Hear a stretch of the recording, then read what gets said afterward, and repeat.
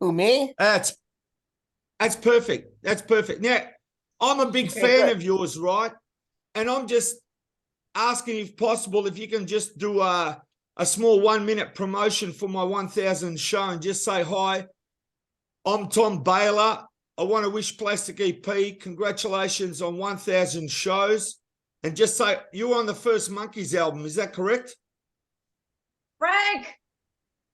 I'm sorry? Sorry, Tom, were you on the first Monkees album? It's not here. No. Okay. If you just say, I'm Tom Baker, right? And just say, congratulations, Plastic EP on 1000 shows. That's it. If that's all right with you.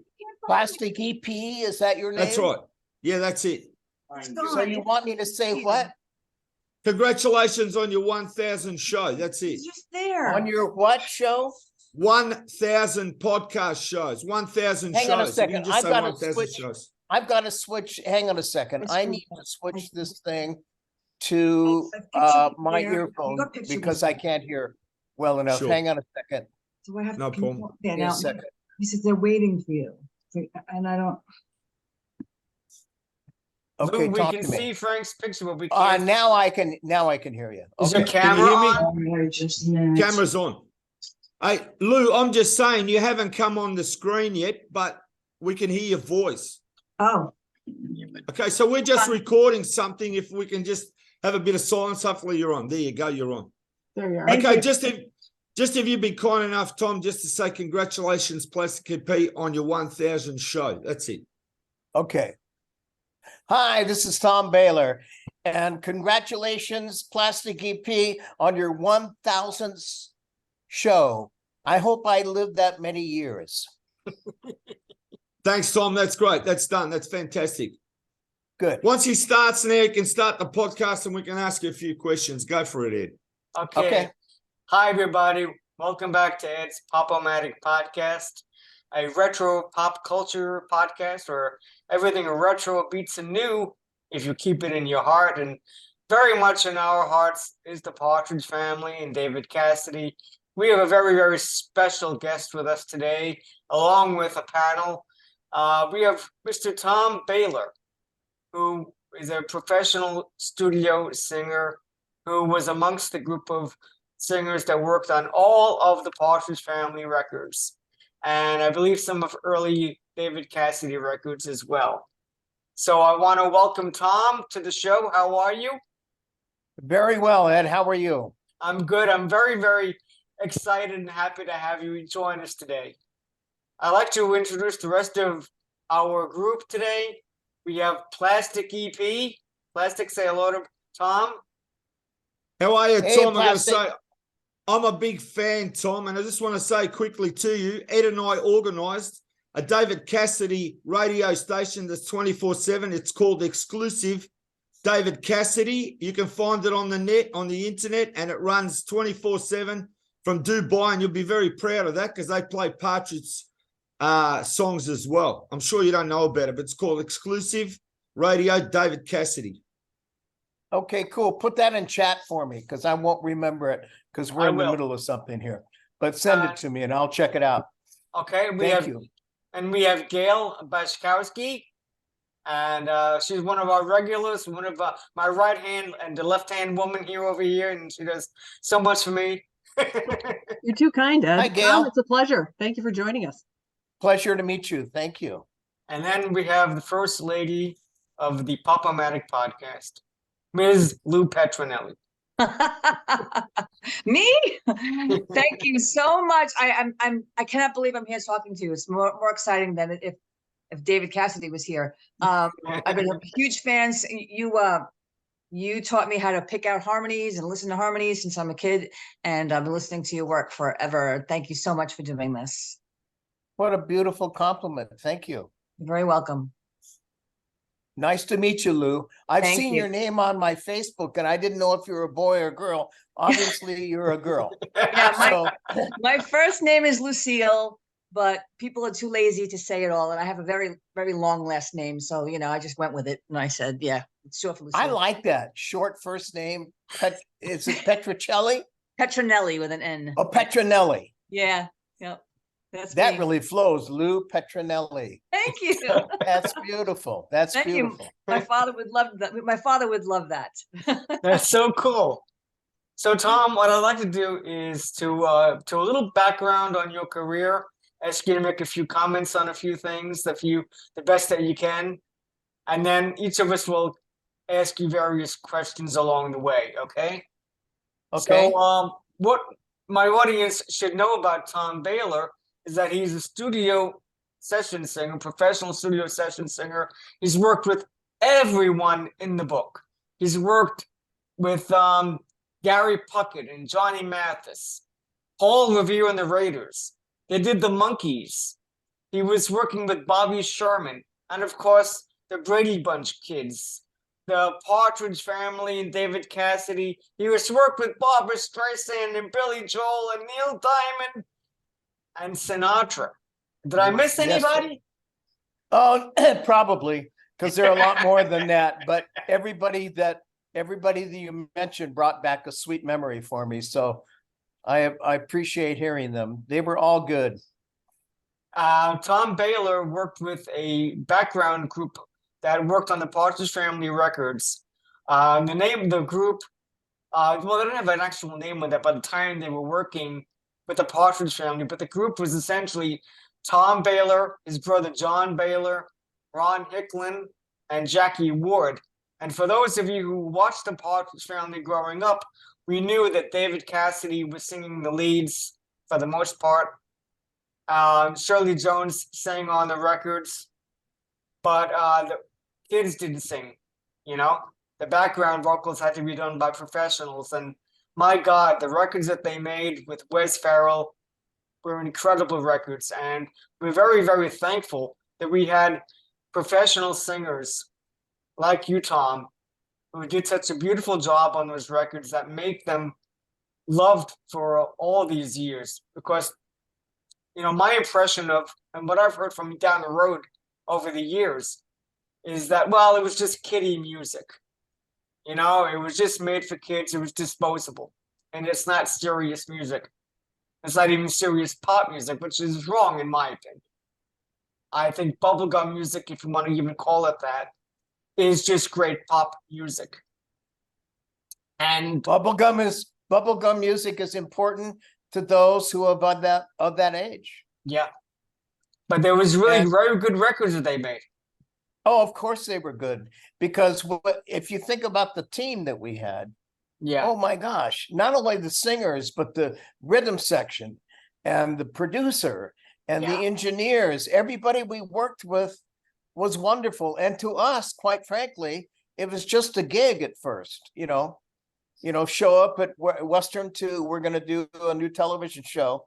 And anyway, yada, yada. And that's the way it went. But as we went on, well, first of all, how was it that you were hired?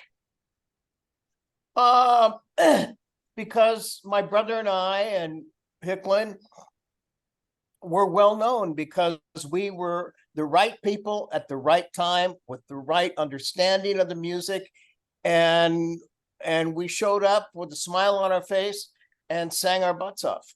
Yeah, that was it. It's that simple. Show up on time. I mean, I can't tell you how many times, how many people I've mentored. They said, how do you do it? I said, show up on time with a smile on your face, knowing what the job is, and do it. right. So as a studio session singer, could you give us a little bit of a description as to what that job is in general? Well, at the time, you know, those things change, but this is 50 years ago. At the time, it was important that we read, because nobody wants to sit there in the recording booth and wait for you to learn your part. Now, my brother and I grew up as trumpet players, and our dad, we're second generation. That's the other reason that we were pre-prepared, because my dad played in the studios, played trumpet in the studios for 30 or 40 years before the war. And then after that, he got into jukeboxes, and we owned a record store. Everything we did was something to do with the music business. And my dad was the best mentor as a father. He just basically, he would calm the waters whenever we were not sure of ourselves. He would laugh at us and say, "Oh, you'll figure it out." And he was right. But I learned how to read and write music before I learned how to read and write music, not because my father wanted me to. In 45 years, he never told me what to do. I was raised with questions and suggestions. So the fact that I at 3 years old wanted to write music, I said, "Would you help me, Dad?" And he said, "Of course." And he started out drawing 5 lines and say, "Okay, this is called a staff," and he didn't get into the, what treble clef and all that stuff. He didn't get it, he just started off with notes. And he said, they have a thing that they call it FACE, is if you have a note in those spaces between, and he just explained it all. And as a 3-year-old, I could understand it. It made sense. Wow, that's so great to have that influence so early, to have such a supporting parent, and to be able to give you the rope to be able to figure out what you wanted to do. Yes, he never, like I said, he never said, you should, what you need to do. Those words never left his mouth. And the thing was that my mom was from the hollers of West Virginia. You couldn't have been more country than her. But she sang all her life. And Dad always said, my dad was self-taught. He was raised in Missouri. He was self-taught on the trumpet, became very good at it. And later on, he was playing in the pits of the Roxy Theater circuit in New York. And he heard about this trumpet teacher named Schlossberg, and he wanted to learn from him. Well, Schlossberg happened to teach at Juilliard. So Dad made an appointment, played for him, and he said, "I'll take you on as a student." He said, "Hey, man, since you're working nights, what you ought to do is enroll here. I'll help you get enrolled." So my dad ended up going to, what did I just say? Juilliard. Juilliard. So Dad was very, I loved him because he was 360. He would say to people and to us all the time, the best musician in this family is your mother. She doesn't read. She doesn't know what she's doing, but wait till she opens her mouth. Then 1,000 years of experience of being a human being comes out. Wow. And she melts us. So the fact that my mother was not educated was a bonus for him. Well, having that great voice, to be able to use that voice as an instrument, as well as learning music, it's an incredible thing. I wanted to ask you, how did you and your brother get into the business? How we got in the business? Yeah. Well, we came along. My brother was played and sang in the major, the U.S. Navy band in Washington, D.C. is the big band, Mm-hmm. I mean, all the great players. And Kennedy was president. And basically, when you become president, your default band is the Marine Band. And he didn't mind that, but because he was a Navy guy, he had the Navy band over much more times and much more than the Marines. Mm-hmm. And nobody had a problem with that because they get paid whether they play or not.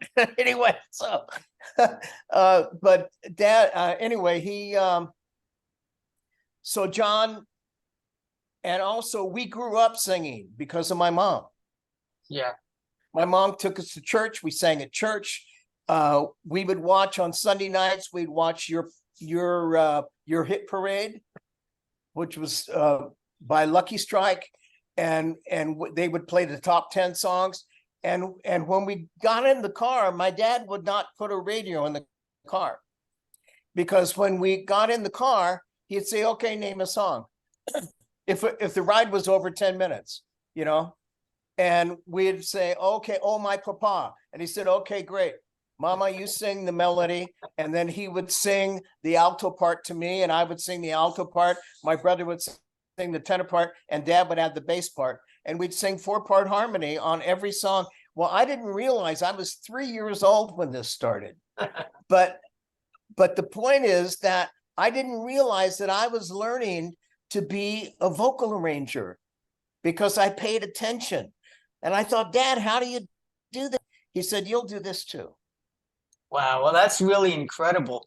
And as you and John and your friends and other associates got together and started singing together, you formed a band called The Love Generation, and you began working with different acts. We actually, I don't mean to interrupt, but we didn't start The Love Generation. What happened? Back in the 60s, because the Beatles and everything was going so hot, the record companies were looking for somebody with talent. Mm-hmm. And my brother had gotten the job. Actually, he was in the Navy still. And I was offered a job to join a group called the Good Time Singers, which were on the Andy Williams show. But I couldn't do it because I was in school, and that was during the Vietnam War. And if I would have had to quit school to do that gig, and I would have been drafted. So I said, thank you very much. Another thing I think I learned from my dad is never say no. You say, I can help you. And there's something about you that can help them. So they said, do you want to do it? And I said, I can help you. My brother is just getting ready to re-sign, but the money you told me that you make a week is as much as he makes in a month. And he's married with a baby. I have a feeling that he would get out of the Navy. So anyway, that's what happened. They said, well, we're actually playing in DC this weekend. We'll audition him. They auditioned him, so he got the job on the Good Time Singers. Okay. Well, that and just about the time he joined, because there was a singer who sang tenor and played bass, and that's what they were looking for. And John and I both did that. So he got the job, and that was the last year of the Andy Williams show because he wanted to quit. Yeah. So, but he met people on that show, and John and I were so well trained, self-trained with our dad's mentoring, you know? Yeah. And so John and I were both arrangers and singers, and we could arrange for bands, and we also knew how to produce because Dad used to have us recording on acetate in our living room just for fun. It wasn't like we're going to learn how to do this. Hey, I got an idea. Let's do this, you know? Yeah. So music was fun, and we got to be good at it. So when that show ended, Clark, who did the big American Bandstand, Dick Right. Clark. Oh, Dick Clark, yeah. yeah, Dick Clark came up with an idea for a daily show that was called Swingin' Country. This is 1966, and it had a lot of country stars on it, and they needed a music director, and they called the guy that John had worked with at the Andy Williams show, and he didn't want to do it. But he said, John Bahler's really good. You should hire him. So that's what happened. Okay. And he hired me as a singer. But when they tested me on camera, I was 22, but I looked like a baby. And they said, we don't want your brother on camera. And he said, you want young people? He said, yeah, but he looks like he's 12. And my brother said, okay, that's fine, but he's going to do the pre-records. So I was cool. I didn't have to be on camera. I didn't really care. And just getting So anyway, the that's the opportunities way- must have been great. Well, it was wonderful because I got to stay in school. If I would have done any, because we only pre-recorded one night a week. And so I didn't have to quit school. I was making like $110 a week, you know, as being a student. That was like money was falling on me. I mean, it was just beautiful. And so that's the way I got started. And then the fact that John had a good position, other people noticed, and all of a sudden and then we met Ron Hicklin, who was a great self-developed guy, and he loved what we did. He put me with Jan Jan and Dean, Jan had Jan a Berry. yes, Jan Berry had a terrible accident, was almost killed and all of this stuff, and he could no longer sing, but his brain was intact, but he could barely talk. And Ron put us together. He said, I think Tom Bahler would be good for you, and I think he could mimic your voice, that it could get by. So that's what happened. I did this whole album with him, which wasn't released until about 2 years ago. But anyway, but these are the things that happened to me. And I had no agenda. Yeah. My agenda was, if somebody calls you, you say yes, you show up on time with a good attitude and do your part. That was my only agenda. And you And said it worked, yes. really. You said yes to a lot of different people, like when you worked with the Monkees. Could you tell us a Yeah, little we bit did that. about That that, was please? through Ron Hicklin too. Well, the thing with the Monkees is that they all sang, but they really weren't used to singing as a group, and they wanted to get a blend. So what they would have us do, and that was mostly Ron. I only sang a few times with them, but Ron was the hub on that, and we would sing into their ears. We'd stand next to them and sing into their ear, and it gave them like a guide vocal. It just gave them confidence. I did the same thing with John Davidson, and I thought he would kill me because he was so popular, and they had Snuff Garrett producing him, and Snuff calls me and he said, hey man, I love John, but he's so Broadway, man. We got to do something about that. And he said, would you come in and help? And I said, I will come in and do what I can do. I hope it works. And so he had me sing in his ear, and I thought John would hate me. If I were an artist and some other guy come in and sang into my ear, I'd probably accidentally hit him. Oh, I I'm think sorry. you want to ask a question about the Monkees period? Absolutely. Yeah, I want to ask a question, right? If I can. Do you remember what Monkey songs you helped them on? Do you recall? No. Okay, in fact, I'll ask you this. That's fine. I'm sorry. No, it's all right. Just continue. Oh, well, the thing is, here's the deal. John and I used to laugh about being studio singers because we felt like we were high-class hookers. When we're with the client, they're the only thing that matters.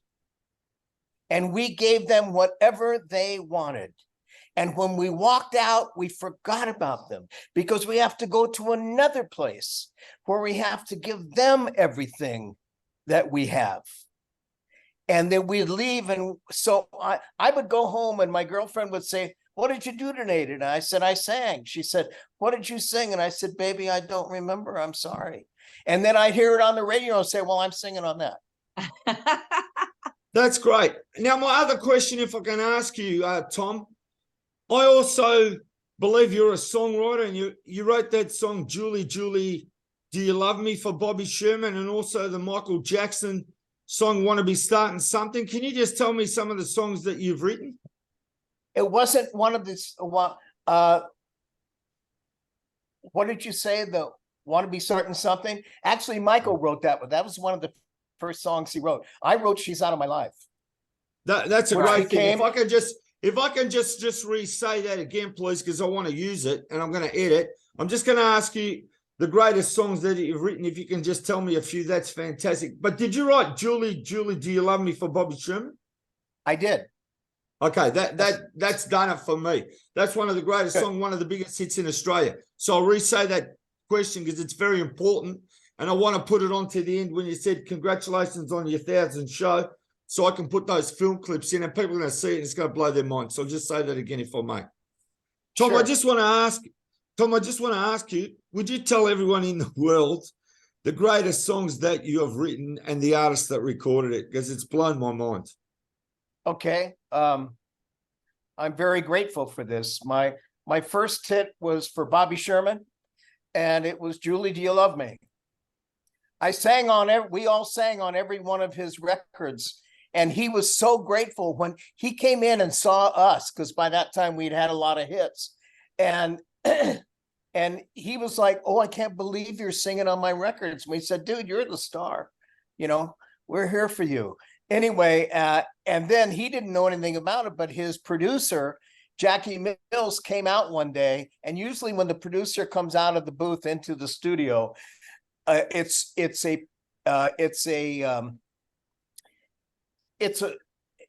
not about the music. It's social. So he came out and he said, "Hey guys, you're singing all over town. There's a real dearth of the proper songs for Bobby. So if you hear something, would you mind contacting me?" And my brother said, "You should have Tom write something for you. He's a hell of a writer." And I'm like, no, because I wrote songs for girls, but I didn't. And I learned a great lesson about that, because when I first wrote a song about a girl, it was purely from the heart, and it worked. Then I tried to write songs for girls so I could get lucky. That never worked. But I also want to say that Julie, Julie, Do You Love Me was one of the biggest hits here in Australia. Now, I've got to ask you your other big hit songs. Tell me how you got Michael Jackson to record your song. Before we go there, Plastic, I'd like to ask everybody if we could do what we talked about earlier. We have a gift for you, Tom. We're all going to sing for you. Julie, Julie, Julie, do you love me? Julie, Just froze up. Julie, do you That's all right. care? Let's listen to the record. I wasn't rehearsed for that. I did not rehearse.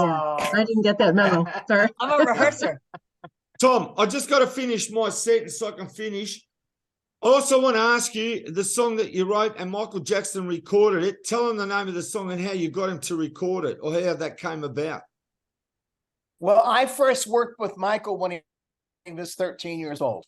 I was hired as an arranger. My brother and I were both hired as rangers at Motown when they moved west, because my brother and I were raised in a black church. My mom was the first white soprano in a 100-voice black choir. And we grew up in that church, and it became part of us. We absorbed that wonderful music. So when we got in the business, we'd only been in it about 2 or 3 years, and there was a ad in the Hollywood Reporter that Motown's moving to LA. They're looking for black vocal arrangers. So my brother and I showed up, and we walked in, and they were kind of like, "Did you get the right suite?" And we said, "Yeah, we think so." And they said, "Well, we're looking for black arrangers." And we said, yeah. So we brought them, we gave them some of our tapes, and they listened to them. They went, "Oh, damn. Oh, yeah." So they took us right in, and we started. And the first arrangement that I was hired on was Michael's first. He was only 13 years old. They said he was 11, but that's just a marketing thing. But his first solo album, and his brother's nose was not really out of joint, but they were sensitive to it. And so the brother said, "Can we at least sing backgrounds on them?" And they said, "Fine." So by that time, the wonderful arranger that did their work, a lot of the orchestral arrangers at that time didn't necessarily focus on voices. They focused on the orchestra. And we would always fix things. We would pull them aside on a break and say, "Hey man, we got some ideas." The guy says, "Oh, please help me." So finally, Gene Page was his name. And Gene called me and said, "Hey man, can I just have you do the vocal arrangements?" And I said, of course. So that's what we started doing. And so the first song that they hired me on at Motown for Michael was the great Nat King Cole song, "Too Young." They tried to tell us we're too young, and I thought, wow, what a song. And I can't believe you're going to have Michael Jackson sing it, for God's sakes. He's like ABC, this is what's going into my mind. I'm not putting him down, but I just thought that's a big step, And then when I went there, actually, they sent me a tape of the orchestra with his vocal on it for me to do the vocal arrangement on. And I cried when I heard him. It was so amazing. Yeah. And Michael blew my mind, my socks off, everything. It was just incredible. And so that's how I got introduced to Motown. And I've got to from ask then you, on- Tom. Yeah, I Yes. just got to ask Oh. you the name of the song that you wrote for him. Oh, for Michael? Yeah. Yes, I wrote She's Out of My Life. And I didn't write it for Michael. I wrote it for myself. That's really the only song that I wrote that was personal. And Michael heard it, because by that time Quincy Jones and I were working together, and we were doing The Wiz, and I was the vocal director, and Quincy, of course, was the head music director, and he called me every day and he said, "Hey, this is what's happening," and yada yada. And Michael's amazing, and I said, "I know, man," because I'd been working with him for 5 years by that time. And he called me and he says, "Hey, man, I played She's Out of My Life for Michael, and he loves it. He's calling it the single." And my question was like, "Why did you play him that song?" And he said, "Well, I thought he would love it." And I said, "Yeah, but I hear Sinatra doing it. I wrote it for a man who had lived," because it's a deep song, emotionally, it's very deep. And I thought, Michael's great, but he's like 11 20 years years old. old. What the hell is he Yeah. going to do with this? Right. And this is why Quincy Jones is Quincy Jones. I said, "Quincy, I've been working with Michael for 5 years, and never did it occur to me for him to sing that song." And he's, my nickname with him is Nad, and I can tell you that later, and he goes, "Nad, this song gives him adult emotions." And I Wow. went, "Oh, Q. No wonder you're Quincy Jones." I just got to say, that's two of the greatest songs I've heard. I've asked my questions. We can move on to the ladies. Okay. Thank you, Plastic. Thank you. So, Lou, could you ask Tom about his working with Wes Farrell and David Cassidy? Sure. I don't have any specific questions. I mean, there are millions of them, but what I was thinking about when you were saying you go into a gig and you show up and you say, "We're here to help you. What do you need?" I was thinking about what you give to a session and what we get. So you've got, say, for instance, Partridge Family, and you've got David out front, and you have all you guys in the background, and everybody's giving them all the accolades, and it's like you're the unsung heroes of these projects. That's what I got out of it. And he's touring around on the country, they're selling records, and I know that's your job and you do it, but to have somebody else's face out front, not that he didn't deserve it, he's a wonderful singer in his own right, but when I listen to a Partridge Family song, I listen to the backup singers. I don't listen to David. Well, he doesn't sing in my key, for one thing, but and like I said, I've been spending my whole adult life, actually, because then I went on to college and I took musical theater, trying to hear those harmonies, because I know you sang into one mic sometimes, right? The three of you. Well, we sang in 2 mics. The middle, my brother and Jackie Ward sang on one side. They were the high voices. Right. And then Ron and I stood on the other side. I was the teenage bass. So you were singing for what? The bass player or the drummer or the little guy? No. I was singing the bass vocal part. Okay. Because you have soprano, alto, Right. tenor, bass. Well, Right. we had the same thing in the Partridge Family, but because we never did sing that low, but I was the teenage bass. And if you listen to old rock and roll songs, there's a great bass in there, but they're not really bass. They're just young kids singing down there, I mean, a real bass will shake the room. Right. So, and I understand what you're saying. Those thoughts never occurred to me. I never wanted to be a star. When people ask me, "Wouldn't you like to be a recording artist?" my answer was unequivocally no. I loved what I did so much, and I was in demand from the time I was a little kid, if for nobody else than the neighbor. To me, what brought me my joy was to see that I was able to do something musically that thrilled them and put a smile on their face. And that was so I never wanted to be a star. No, never did. And especially when I work with these guys, with Michael and all these different guys, the kind of lives that what you have to give up for that. For me, it would have been giving up things. Other Right. people they have to do it. Michael did what he did because he had to. And same thing with Billy Joel. I love Billy Joel. And I got the call to be the vocal arranger on Innocent Man. Oh, one of my favorite albums. I love Yes, Uptown that's a Girl. great record. What a great album. It's got a lot And of I was flavor. so blown away because I'd worked with Phil Ramone for years.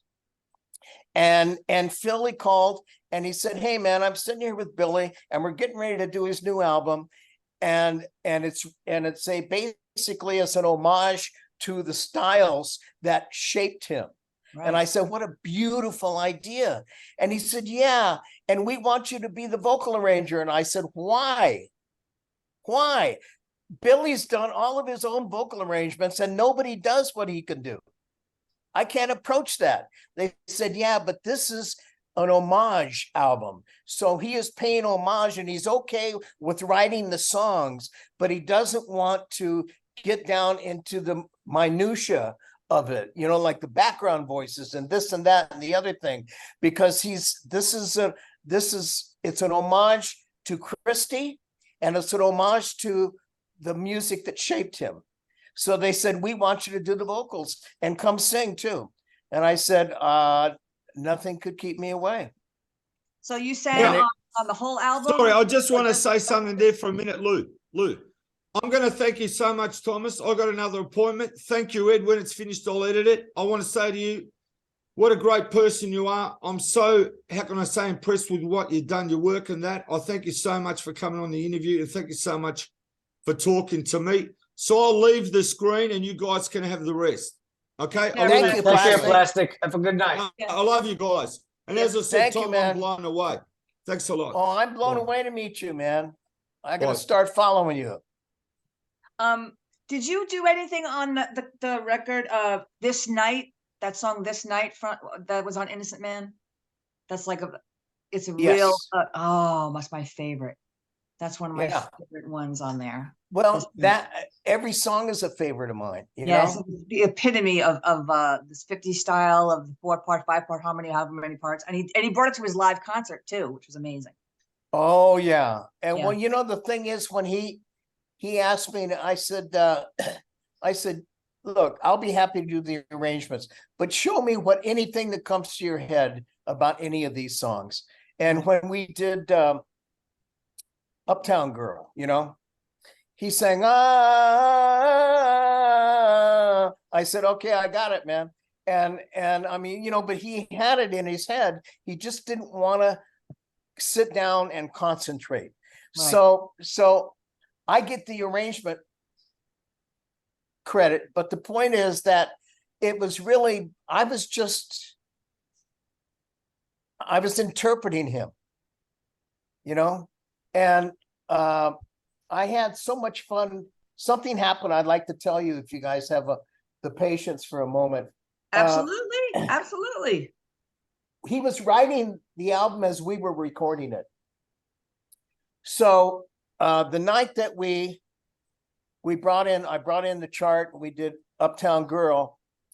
Phil loved it. And Phil wasn't going, "Oh man, that's fantastic." He was like, "Okay, that's great, man. Hang on a second. I'm bringing Billy down here." He brought Billy down there and Billy was in tears. And he went upstairs where he had a writing room and they called down and they said, "Okay, you guys are done for the day." We said, "Oh no, we got 2 or 3 songs." And they said, No, hearing you guys do Uptown Girl gave him an idea and he's upstairs writing a song. So go home. Wow. And then later on, got to the point where he would write a song, we recorded. Christy was there almost every night. It was just a love fest. It was so much fun. And one night I was standing, they had a 9-foot granite and it's got a soft cover on it, so everybody can lean. And anyway, I was talking to somebody who was sitting in the on the piano bench. They weren't playing, but we were just having a conversation. And this guy, I didn't know who it was. This guy comes up next to me, and he's actually leaning against my shoulder. And I went, okay, who's that? And I turn around, and it's Billy. And he takes out this spiral notebook, and he writes down "For the Longest Time." And then he starts writing, and he starts writing the lyrics. Now, he wasn't making it up then. It was already in his head. But so he wrote the lyric, and then he turned the page, and he started off again, and he'd write it again. And I noticed, I wasn't really looking at it, but I couldn't help but notice he was standing right next to me. And there's a word or two different. And then he turns the page, he starts at the beginning, and there's a word or two different. This goes on for 20 pages at least. He doesn't throw anything away. And he closes it, and he looks at me. He said, "What?" I said, "Hey, man, I'm a writer too, but what you did just blew my mind." And he said, "What?" And I said, "Well, you didn't scratch anything out." And he said, "Oh, no, man. If I were to scratch something out," and I said, because, basically I go through and I scratch out a word and put it in a new one. And he said, no. If I did that, it would send my subconscious a message that I had made a mistake. And this is a progression. Wow. And I don't want any negativity in it. Is that beautiful? And you know beautiful. what? I've written that way. I learned that from him. I've written that way ever since. Isn't that beautiful? Yeah, it really is. Yeah, very cool. Yeah, that's how Wow. pure he is. Right. Wow. And that's he's a- also, our nickname for him was Billy Crotch Grabber. Why? I don't get it. Because he played like he was a little guy from Brooklyn, which he was. And he said, "I got you," say, "Hey, do you have a Coke?" And he'd grab his crotch and he'd say, "I got your Coke right here." Oh, yes, that's a New York thing. Okay, yeah, he's from Long Island. He's from Long Island. I'm from Queens. Yeah, he is. He Yeah, is from Long Island. Yeah, No, I'm from- I love him. And then later on, we had such a beautiful time with that. And then later on, I was doing a movie with Quincy. It was for Disney, and they were doing an animated version of Oliver. And they were looking for the guy and it was all, dogs, made of dogs. And they were looking for Dodger, Yeah. And I said, if I can get him to do it, I got your Dodger. So I called him up and I said, "Hey, man, we're doing this movie." And he says, "Why the hell do I want to do that?" I said, "Because you have a little girl that's 6 months old. And by the time this movie comes out, you can take her to the movie and say, 'That's Daddy.'" Yeah. And he goes, "You son of a bitch." Wasn't And he that came song? in Wasn't that song? Why should I worry? Something like that. I don't remember that. See, these are the things that I don't remember. I do. But if you, I remember. I remember. well, great. Great. Yeah. And because I said, "Are you okay if you didn't write the songs?" He said, "No, I don't have a problem at all because I don't want to write movies." He said, "I don't want to do that." So he was fine and he was great, but he's a lovely guy. And then when we did We Are the World, I was, the vocal arranger and all that stuff. So I'm walking around and everything.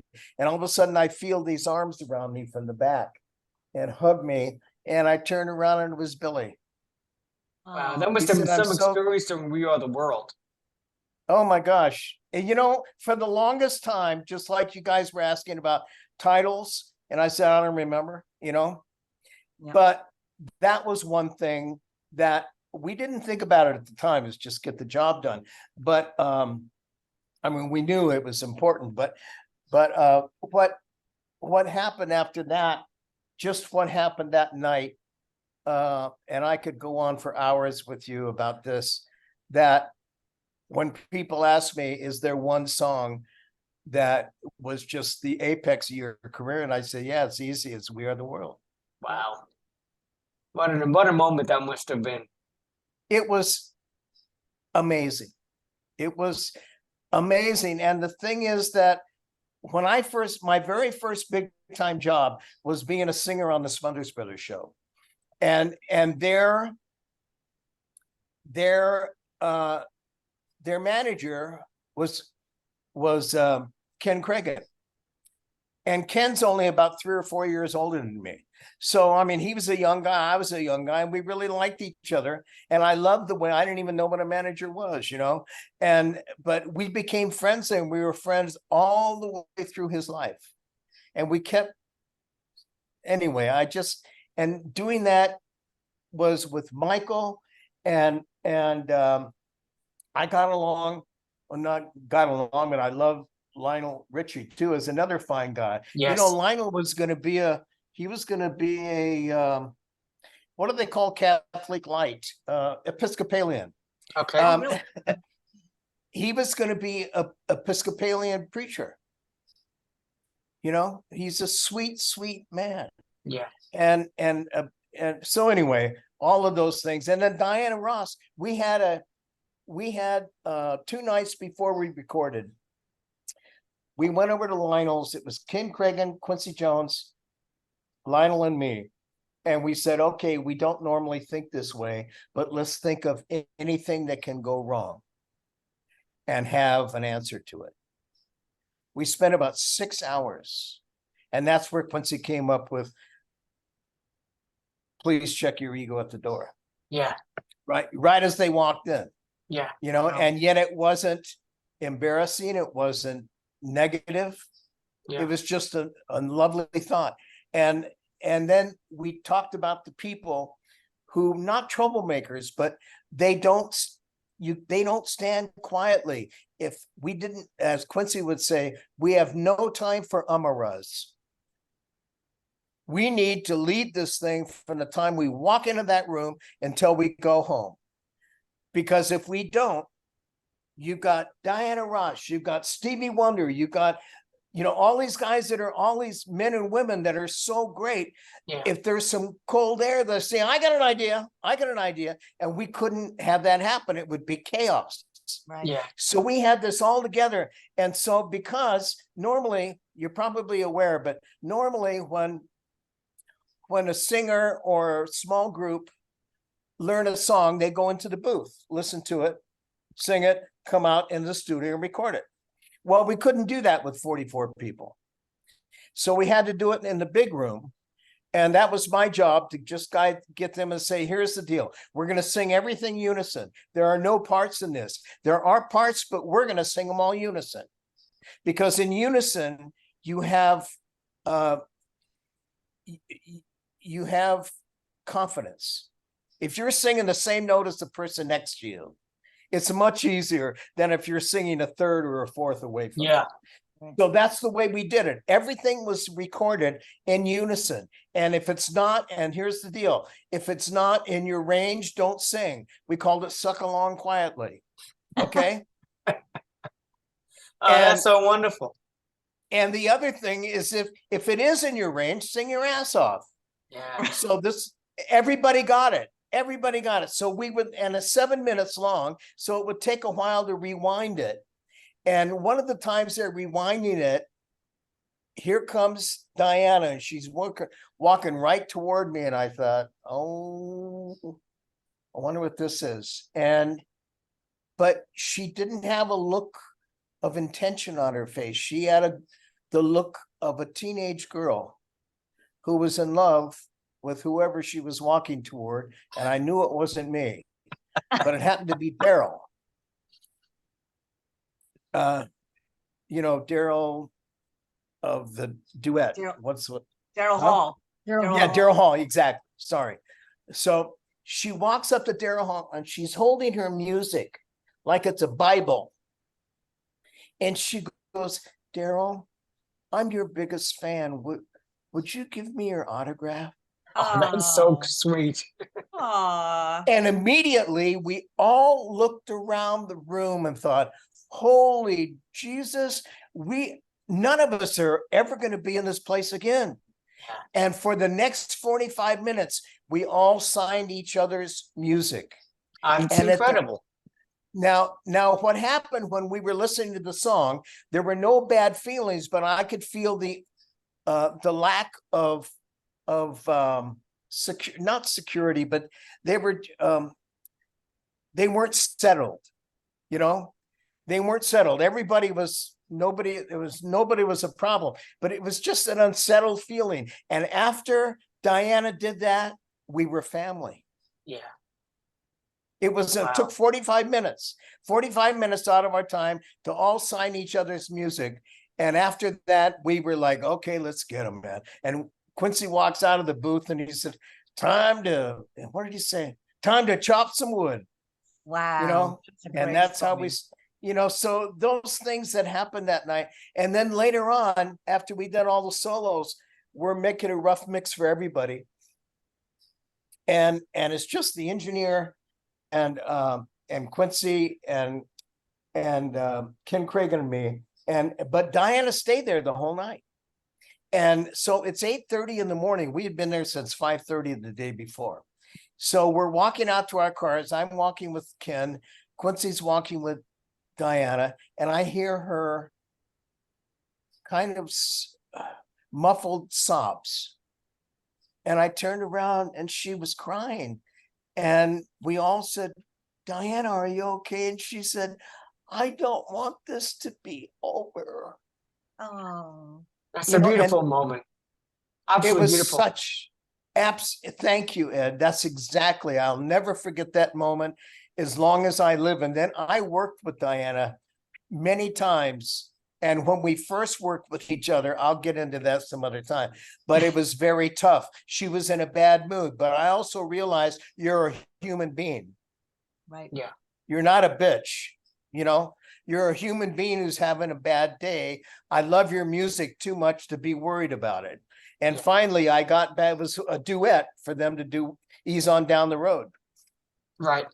And it just wasn't happening. And Michael and I have been working together for 5 years. So he's looking at me, sending me signals like, get me out of here. You know, I mean, and he loved her. She was like an aunt to him. Right. But it wasn't working. And finally I got on the talkback and said, you know, we're going to rebook this. And Diana was like, what? And I said, we're going to rebook this. And she said, and why would you want to do that? And I said, do you like what we're getting? She said nothing, because she knew her heart. You know, she was having a bad day and she couldn't cut it loose. So I called him. I said, I'll call you in a couple of days. We came in the next day. The next time we came in, they hit it one take, which should have been, because the movie is already shot. We're doing the final vocal. They've already sung this thing 100 times. You know what I mean? Right. But anyway, it was just such a beautiful moment. And I thought, oh man, I love this woman. Well, you know, working with all these people that you have had, I'm sure you've had similar type of experiences, and you get to know the human being, you get to experience their moments together. And I really thank you for sharing those stories with us. I want to move it back now a little bit more towards David Cassidy and the Partridge Family. Absolutely. Who I would have loved to have seen. I would have loved to see David do with We Are the World. That would have been nice.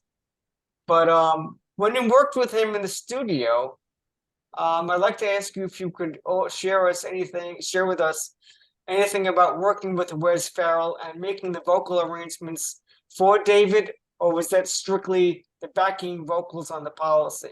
I mean, on the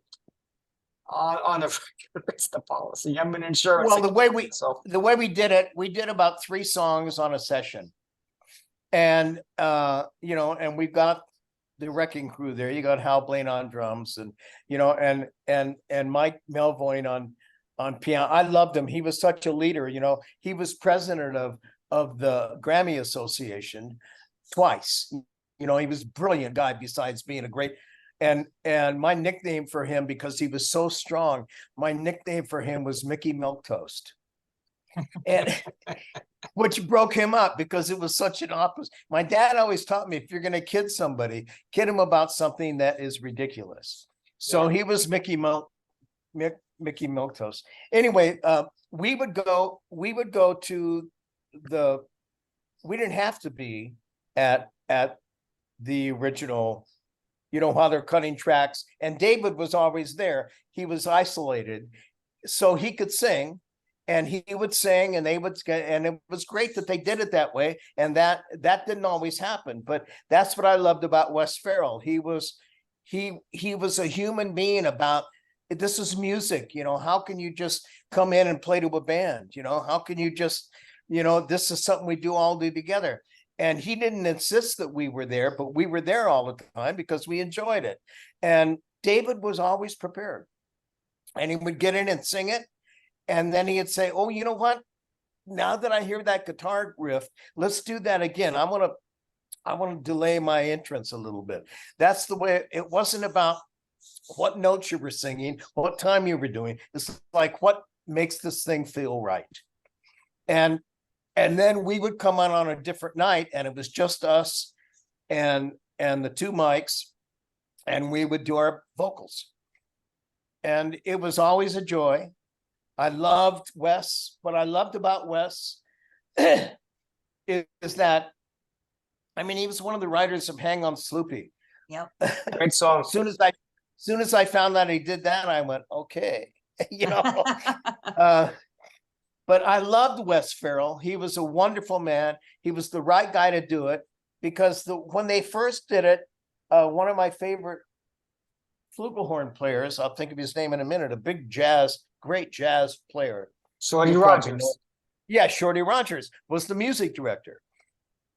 And we loved that, but he would never tell us what to do.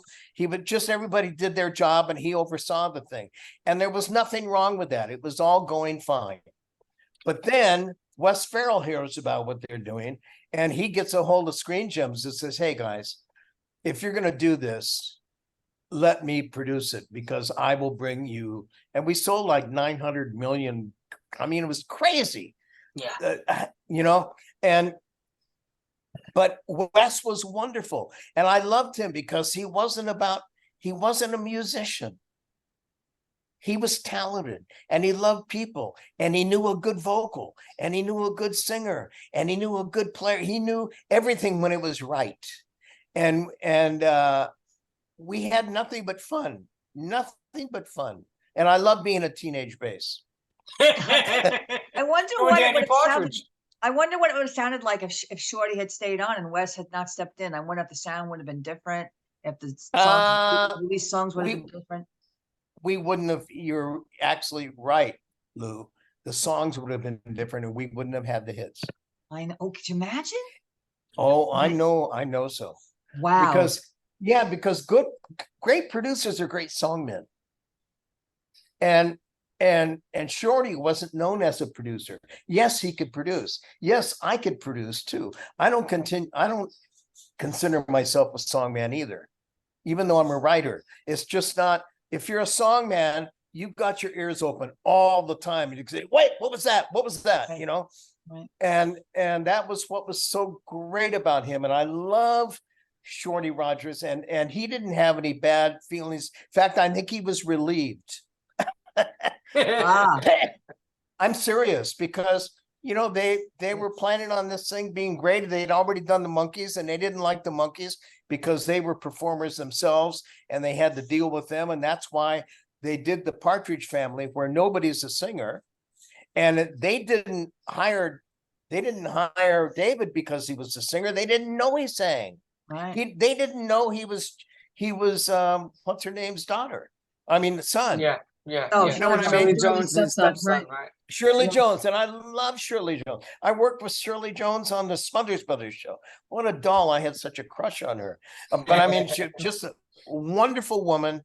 And when we came in, it was just, Wes was the perfect person to bring in as a songman. And he also had a bunch of writers that he knew. Right. And he goes, oh, you do this, you do this, you do this. All Well, the great that writers. wasn't- Yeah. Exactly. And I'm not that guy, neither is Shorty Rogers. And that's why I think, because it took the heat off him, because every album we made, I think, was a gold record, gold or platinum. And there was I a ton of don't- songs. There was a ton of songs you guys worked on. A ton. They were a ton. albums were coming out like crazy. My mother couldn't even get Yeah. to the record store fast enough to buy them. You're Yeah, back then you absolutely were right. doing, what, 2 or 3 albums a year, probably, right? Yeah. Yeah. And you know, I had already written Julie, Do You Love Me, which I'm sorry, who's the producer we're talking about? That was Jackie Mills for Bobby Sherman. No, I'm talking about for of the Wes. Wes Wes, Farrell for yeah, the Partridge Wes. Family. Yeah.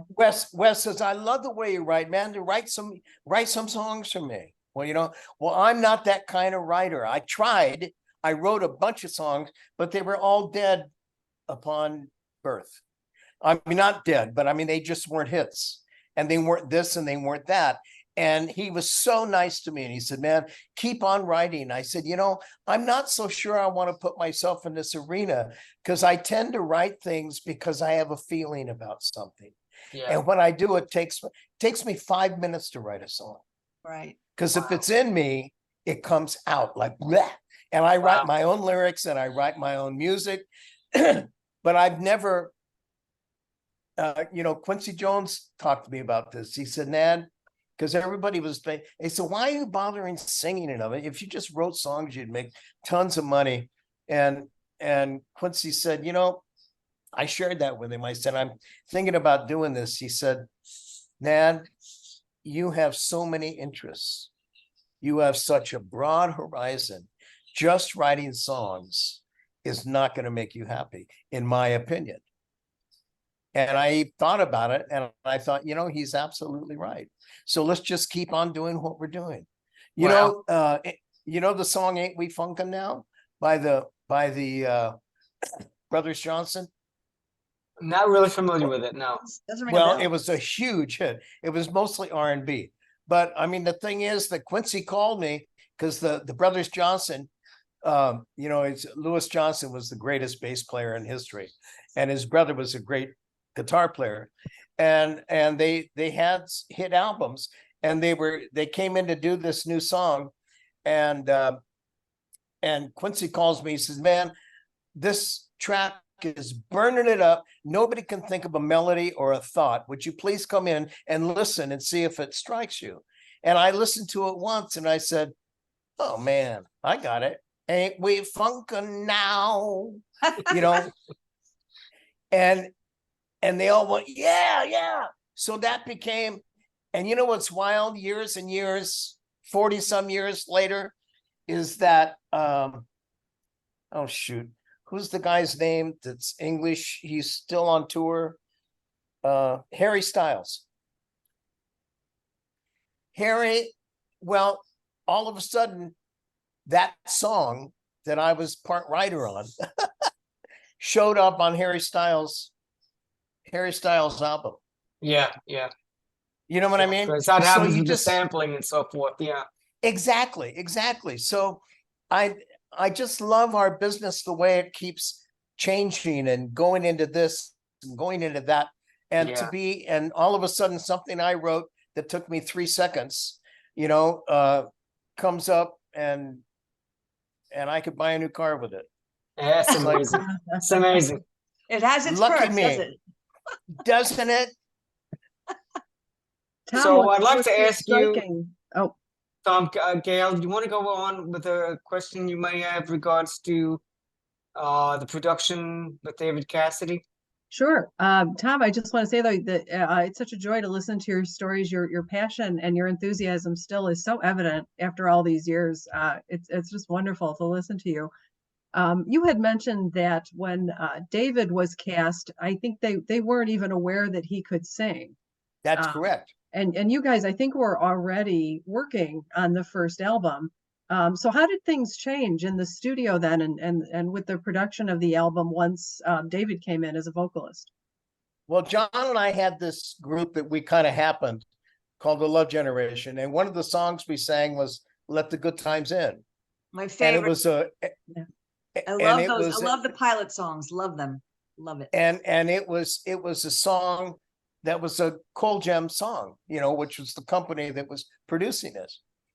And so anyway, we had sung the song and they liked they liked it so much. That's one of the reasons we got the jobs as the background singers, you know. And they, at that time, they were planning on me singing lead. And I said, okay, I will. I don't mind singing lead.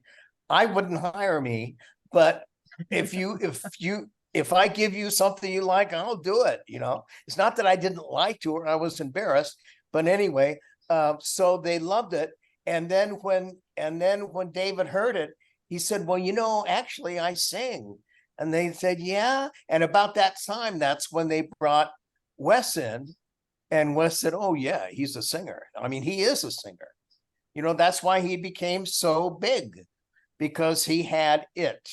Yeah. You know, and so that all worked out beautifully. And there was never, the only thing at first, when I first heard, because I didn't know who Wes was, and I loved Shorty so much that at first I kind of felt bad for Shorty, because I thought, well, there's a gig he doesn't have now.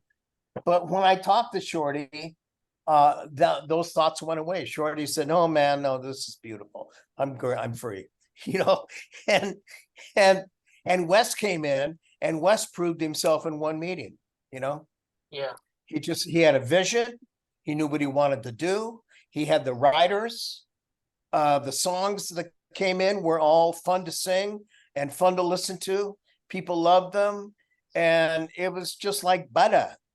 It was like Tom, butter. did you have any background with Wes as far as the singles that were picked or songs that were made that made albums? There's a particular song that I felt should have been released on an album, but it never was, called the Whale Song. Are you familiar with that song? Shirley Jones From was what? the lead singer on it. Oh, I thought you said the Whiz. No, it was called the Whale Song, and it was I've an heard of it. ecological message that they were doing. I don't remember singing it, but I imagine we did, because we sang on everything she did. Right. I didn't get attached to things that we were doing. What I got attached to was, does everybody like it? Is this working? You know, that's really, I didn't think about the song, whether I liked it or not. There was never any song that I didn't like, quite frankly. Mm-hmm. They all were enjoyable, but we'd also done a lot of hits already. So we were kind of like, you know, it's the main thing for us, our goal was to knock your socks off with our department, what we do. Yeah. We wanted you to walk away saying, oh, I love those voices. I love the We did. teenage. We love those voices, and I want to just say that, and I'm sure Gail and Lou agree with me. First of all, it's very emotional for me to have you here, for us to have you here, because 50 some odd years ago, I started listening to the Partridge Family, 53 years ago. And like I Wow. said to you, those songs have stayed with me all these years. They mean so much to me. They've been through me with dark times and good times and whatever times. And you are part of that, major part of that. And I want to thank you for that. Hear, Well, hear. thank you. That's the greatest compliment that you could give me and my coworkers, because that's what we wanted to do, is bring you something that you loved. And there's And more. to Tom. hear that There's you've been more. carrying. There is? Yeah, there's much more. I mean, what Ed says is true. I just turned 60 years old a few days ago. Okay. And that's really hard to believe, because I don't feel it. But this music, And it's harder to believe by looking at you. So thank you. Carry on. I envelop myself in the car, especially with this music and with your sound and with the stuff that I listened to when I was a kid, and I'm still listening to it. And it brings me such comfort. And like Ed says, that when you're a kid and you're going through a hard time, or any time, any kind of music that talks to you, this just talks to us. It speaks to our souls, because it's so deep. You know what I mean? It's just so deep in our memories and our hearts. And for me, Yes. to ever thought that I'd be an adult talking to you in my living room is just a dream that I never thought I had. you know. And Oh, it's sort of like oh. the same thing when you were in the session for We Are the World. You realize that all of these huge stars are people, and the music speaks to them, and they admire each other, and they're in awe of each other. You know what I'm saying? Yes. Diana Ross, Michael Jackson, they're all like, I'm with my people. I'm the biggest fan here. No, that's the biggest fan. So for me to be here, to be able to convey this to you is a great birthday gift. Thank you very much. Well, happy And birthday. Happy you birthday, very- Lou. Thank you And very you're much. bringing tear to my eyes. But you know, Oh. that's what I love about our industry. Yeah. There is no competition. There's only one Michael Jackson. There's only one Billy Joel. There is only one Cyndi Lauper. There is, you know, I mean, whoever you are, if somebody tries to fake you, it's like me writing a song for a girl so I could get laid. You know what I mean? It's just bullshit, you know? And the girls heard it like, oh, go, that's a nice song. And You then mean when it I didn't wrote work? it from, It didn't well, work. not when I wrote it to get laid, but when I wrote it from my heart, all sorts of things happened. This Because is becoming they an X-rated because podcast. they Yeah. knew that 21 it and over. was it was sincere. It was real. It was real. And that's the point that I love about this, you know, that you know, they talk about this problem with Prince, or you know, the whatever, it was like a war between Prince and Michael, and that was all made up by the press. That Yeah, was that so was much, weird. but it was totally bullshit. Michael loved Prince. Prince is not comfortable around men. That's why he turned him down. And Prince had the fear that being around him, that's why he's always around women. If you look at him, his band were women. You That's know, right. I mean, his whole thing was that's where he was comfortable. There's no Yeah. good or bad about that. It's just what it is. And he wasn't comfortable doing a duet with Michael. And Michael understood that and said, it's cool, man. It's cool. You know, Yeah. and there is no there, and who knows what it would have been if they did a duet. It might have sucked because it was, you could feel the tension in it, you know, Yeah.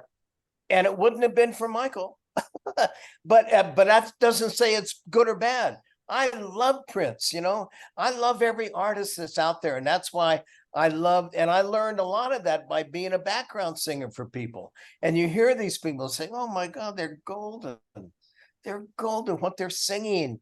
Wow. I am, you know, Daddy, I sang on Daddy, Don't You Walk So Fast. I cried my Oh, way through that record. I love that song. That's a great song. Yes. Actually, I had a question for you about that single, because Wayne Newton recorded a version of Echo Valley 26809, which was the flip side of Daddy Don't You Walk So Fast. I Good didn't know research. that. I didn't either. And Yeah, I'm I sure was- we I was- probably sang background on it because we were on that whole album. I figured as much, and I was going to ask you if you remembered that you did something different with the vocals for Wayne Newton as you would have done for the Partridge Family. Tell you the truth, I don't remember ever doing it. Yeah, But yeah. we sang that whole album, so we would have Comes done a it. blur. Yeah. But wow, that's so good. This is so great talking to you. We don't have a lot of time left. So before we get cut out, I want to just kind of ask everybody to give some contact information, where people can get a hold of you, Tom. So this way, if our audience wants to email you or visit you on Facebook or whatever, is there something where people can get a hold of you, Tom? Oh yeah, it's real simple. You want my email? If that's what you want to give us, that's fine. Yeah. My email is my last name. Our last name is Swiss, so it looks like Bahler, Bahler, and it's Bahler because in the German part of Switzerland, it's got an umlaut over the A, which makes it Bahler. And so BAHLER at me, M as in Mary, E as in Edward.com. Very cool. BahlerandMe.com. I don't worry about if I get too many emails, I just put them aside and go through them when I have time. But it's not like I'm not that kind of personality. So people usually write me with great questions and I love to answer them. So you're welcome to do that. I will, And Tom. yeah. And I don't normally give my phone number out, but No, no. I wouldn't do that. but I'll Only give the it to girls. Lou. Only the I'll give it to girls. Lou. Yeah, Lou gets it. Sure, you know what, you can send it messenger on Facebook privately if you'd like, but you know. Okay, I great. might not give you mine though, I don't know. That's okay. That's okay. And Lou and Gail, do you want to give any contact information for our audience if they want to reach out to you? I'm Gail Bajkowski, and you can find me on most of the 60s and 70s pop culture pages on Facebook and Instagram, like the Partridge Family and the Monkees. And Lou? My name is out there, Lou Petronelli on Facebook. It's the only one out there. If you search me, I'll be related to the groups. I only belong to 2 Partridge groups. And I mean, that's the only place to really find me if you want to, you know, talk about music or whatever. Cool.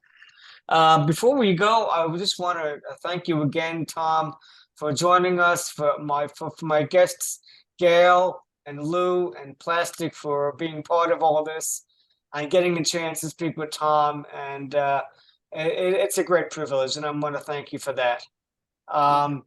So thank you for listening and watching to Ed's Pop-O-Matic podcast, a retro pop culture podcast where everything retro beats a new.